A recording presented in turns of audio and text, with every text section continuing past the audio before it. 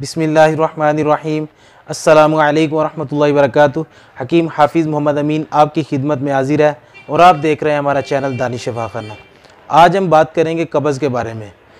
आजकल चूँकि रमज़ानुल मुबारक का महीना गुज़र रहा है तो सारा दिन रोज़ा रखने के बाद शाम को अक्सर औक़ात पेशेंट हमारे पास जो आते हैं वो कहते हैं कि जी कब्ज़ का मसला बड़ा आम हो चुका है।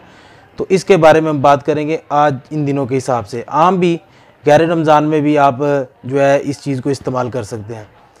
कब्ज़ होती है खुश्की की वजह से, एक खुश्की की वजह से कब्ज़ होती है और एक आम तौर पे जो सारा दिन भूखा रहना, उसके अलावा बाद में पानी नहीं पीना, चावलों का इस्तेमाल ज़्यादा करना, या हम अफ्तारी के वक़्त बहुत ज़्यादा आम रूटीन है कि समोसे, पकोड़े और ये जो चीज़ें हैं कचौरी वगैरह, इन चीज़ों का बहुत ज़्यादा इस्तेमाल करते हैं। और अक्सर औक़ात तो जो लोग हैं वो साथ में कोल्ड ड्रिंक का भी इस्तेमाल करते हैं और फिर ऊपर से चाय पी लेते हैं। ये सारी चीज़ें जो है ये अंदर जाके खुश्की पैदा करती हैं, जिसकी वजह से कब्ज़ जो है ना वो शुरू होती है।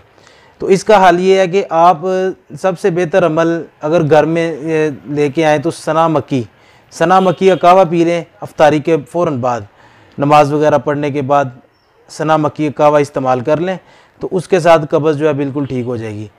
तो इंशाअल्लाह ताला मिलते हैं नेक्स्ट वीडियो में। तब तक के लिए दीजिए इजाज़त। अस्सलामु अलैकुम वरहमतुल्लाहि वबरकातुहू।